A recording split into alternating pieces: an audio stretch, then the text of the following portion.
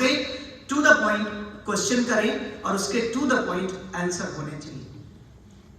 दूसरी चीज यह है कि जो मेन क्वेश्चन जिसने किया, सबसे पहले मिनिस्टर ने उसका उत्तर दिया। हो सकता है क्वेश्चन करने वाला उस आंसर से सेटिस्फाई ना हो, तो जो फर्स्ट सप्लीमेंट्री क्वेश्चन होता है वो जनरली जो मेन क्वेश्चन करने वाला है वो करता है। बाद में दूसरे अदर मेंबर्स उससे रिलेटेड कोई क्वेश्चन कर सकते हैं, लेकिन ध्यान ये रखना है कि क्वेश्चन जो जिस टॉपिक पे है उसी टॉपिक से रिलेटेड ही क्वेश्चंस सप्लीमेंट्री में पूछे जाने चाहिए। एंटायरली डिफरेंट क्वेश्चन नहीं होना चाहिए, क्योंकि मेन क्वेश्चन तो जो था वो एक मेंबर ने पूछा और दूसरा जो सप्लीमेंट्री है वो उसी से एसोसिएटेड होना चाहिए। कई बार ऐसा होता है कि हम मेन क्वेश्चन कुछ और पूछते हैं और सप्लीमेंट्री कुछ और पूछते हैं। सप्लीमेंट्री में भी उसके नंबर नहीं होते। सप्लीमेंट्री ढेर सारी हो सकती है, लेकिन हम जब यूथ पार्लियामेंट में प्रस्तुतियां दे रहे होते हैं तो हमारी लिमिट्स होती हैं कि भाई हम इतने मिनट में करेंगे।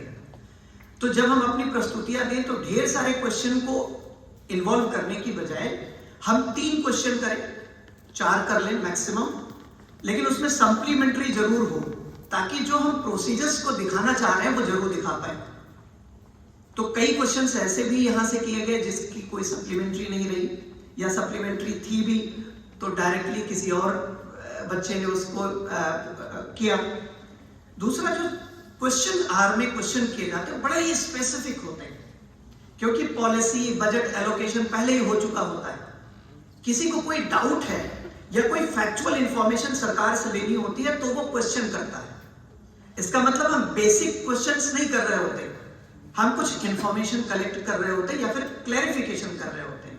तो क्वेश्चन आर में इस चीज का जरूर ध्यान में रखें, और आंसर दे रहे हो तो जो क्वेश्चन किया गया है उसी का रेलेवेंट आंसर दिया जाए, और जो हम डेटा दे रहे हैं वो करेक्ट हो। कई बार क्या होता है कि हम बात कर रहे होते हैं सेशन 2023-24 की, आंसर दे रहे होते हैं 2021-22 की। तो इसका मतलब या तो कहीं ना कहीं लिखने में गलती हो गई या उसको बोलने में। तो इस तरह की चीजों को जरूर ध्यान में रखें कि जो क्वेश्चन किया जा रहा है एग्जैक्टली उसी से रिलेटेड और एग्जैक्ट आंसर दिया जा रहा है। सभी प्रश्न आपको स्पीकर के माध्यम से पूछने हैं, और सभी प्रश्नों के जो भी उत्तर हैं वो स्पीकर के थ्रू ही दिए जाने हैं। मेंबर्स कभी भी एक दूसरे से डायरेक्ट क्वेश्चन आंसर नहीं करते हैं, क्योंकि अगर वो ऐसा करते हैं तो फिर स्पीकर की गरिमा को ठेस लगती है और स्पीकर का कोई औचित्य नहीं रह जाता है। तो हाउस को ऑर्डर में रखने का काम ही स्पीकर करता है, और वो पूरे सदन का श्रेष्ठ लीडर है। कई बार मैंने देखा कि स्पीकर खड़ा हो गया लेकिन बाकी मेंबर बैठे रहे, तो स्पीकर के खड़े होने पर जब डिस्पर्सल होता है तो सभी मेंबर्स को खड़ा होना होता है। और जब हम स्पीकर और डेप्यूटी स्पीकर को चेंज करते हैं तो जनरली ये चेंज हम डिस्कशन के अंदर करते हैं, ताकि दूसरे तीसरे को पता ना हो, या जो हमारी एक्टिविटीज परफॉर्मेंस चल रही है वो डिस्टर्ब ना हो। हम किसी एक्टिविटी को परफॉर्मेंस को रोक करके स्पीकर और डेप्यूटी स्पीकर को चेंज नहीं करते, क्योंकि ये नेचुरल प्रोसेस है। स्पीकर के साथ एक पूरा पैनल होता है कि अगर स्पीकर नहीं है तो उसकी एब्सेंस में कौन कौन किस तरह से उसको सब्स्टिट्यूट करेगा।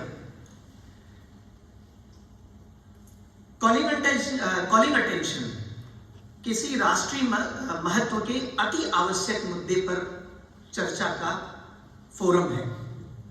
हम उसमें कोई सामान्य सा विषय नहीं लेते। तो अगर हम सामान्य सा विषय ले रहे हैं तो फिर वो कॉलिंग अटेंशन नहीं है। कॉलिंग अटेंशन इसलिए होता है कि संसद की सारी कार्यप्रणाली को ठप कीजिए और ये सबसे इंपॉर्टेंट मुद्दा है, पहले इस पे चर्चा कीजिए। तो क्या हम कॉलिंग अटेंशन में ऐसे विषय ले रहे हैं? इस चीज को ध्यान में रखना है। कोई सामान्य से विषय को हम कॉलिंग अटेंशन के अंतर्गत नहीं लेते हैं, इस चीज का जरूर ध्यान में रखें। 0R क्वेश्चन आर के तुरंत बाद होता है। जो हम पार्लियामेंट्री सिस्टम को इंडिया ने जिसको अपनाया है वो ब्रिटिश पार्लियामेंट्री सिस्टम को फॉलो करता है।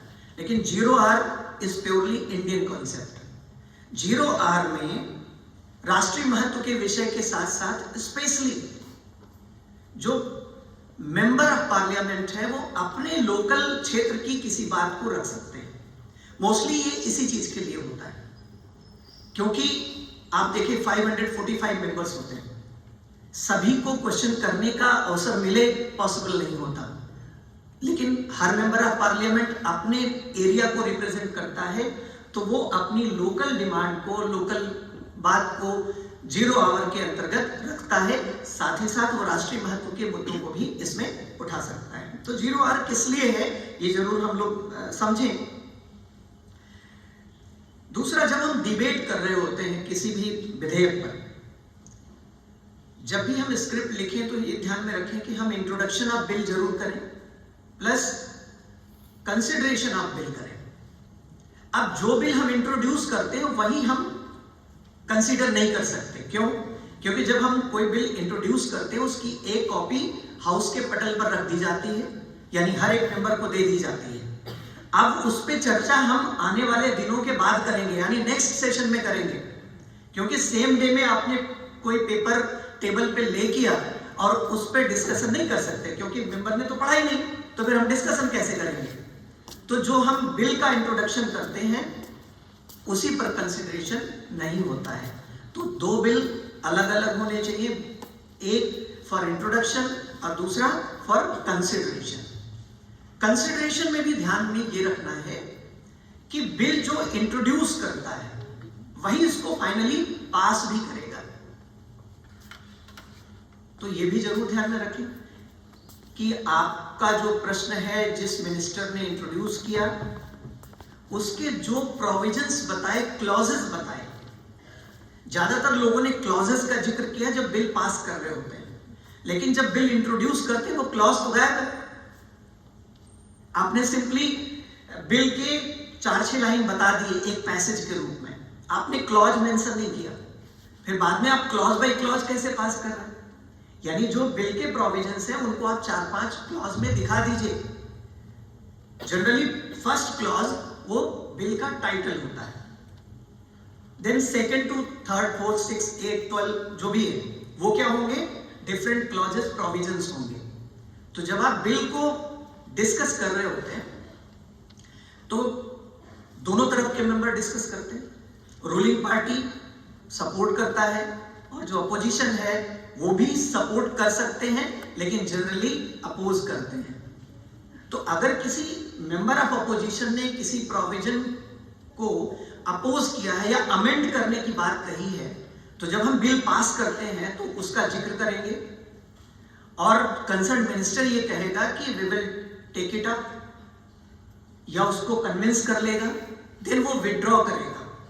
तो अमेंडमेंट का वहां से प्रोविजन हट जाएगा और फिर क्लॉज बाय क्लॉज बिल को पास कर दिया जाएगा। ये जरूर ध्यान में रखें, क्योंकि ये चीजें नहीं होती हैं तो बड़ी दिक्कत होती है। दूसरा,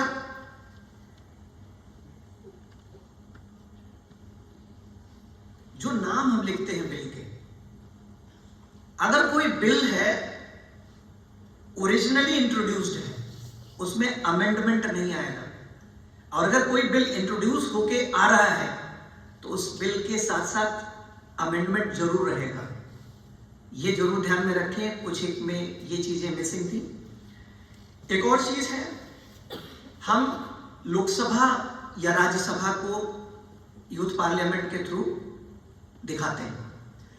तो एज ए मिनिस्टर आप सेंट्रल या यूनियन गवर्नमेंट को दिखाते हैं, तो ऐसे विषय हमें लेने हैं जो सेंट्रल गवर्नमेंट के हो, ना कि स्टेट गवर्नमेंट के हो। कोई विधेयक पास कर रहे हो तो वो सेंट्रल गवर्नमेंट से रिलेटेड हो। आप मुख्यमंत्री योजना नहीं ला सकते, प्रधानमंत्री योजना लानी है, तो इस चीज का ध्यान रखें। साथ ही साथ किसी भी मोशन के लिए जो हाउस की परमिशन मिलती है वो तब मिलती है जब 1/10 मेंबर की उस पे सिग्नेचर हो। अब 1/10 55 का कितना होगा, 5.5, यानी कम से कम 6 लोग होंगे तो उस मोशन को अप्रूवल मिलेगा। अगर एडजर्नमेंट मोशन लाना है तो अगर 6 से ज्यादा हो गए तो इसका मतलब हाउस के स्पीकर को एडजर्नमेंट मोशन लाना पड़ेगा। अब अगर 6 से ज्यादा है तो आप समझ सकते हैं, कल मैंने देखा कि कुछ ज्यादा बच्चे थे तो इसका मतलब हाउस ही एडजर्न हो गया, तो ज्यादा नहीं रखना है। लेकिन कल एक दूसरी टीम ने 3 मेंबर को रखा तो वहां वो सही था। तो जो रूल पोजीशन है, जब तक हमें उसे पता नहीं होगा तो हम अपनी स्क्रिप्ट में उन बारीकियों को नहीं देख सकते। तो इन सारी चीजों को जरूर ध्यान में रखें। अगर ऐसा करते हैं तो आपका जो संसदीय प्रक्रियाओं प्रणालियों को जानने का ज्ञान है वो निश्चित रूप से बढ़ेगा, संवर्धित होगा, और आप जो राष्ट्रीय युवा प्रतियोगिताएं, संसद प्रतियोगिता होती है, उसको अच्छे से इम्प्लीमेंट कर पाएंगे। और जिस उद्देश्य के साथ इस कार्यक्रम को केंद्रीय विद्यालय संगठन ने अपनाया है, हम निश्चित रूप से सफल होंगे। इन सुझावों के साथ मैं केंद्रीय विद्यालय संगठन लखनऊ संभाग का बहुत आभारी हूँ।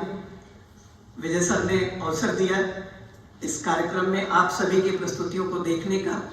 निश्चित रूप से मेरा भी ज्ञान बढ़ा है, तो मैं आप सभी का बहुत बहुत आभार व्यक्त करता हूँ। बहुत बहुत धन्यवाद।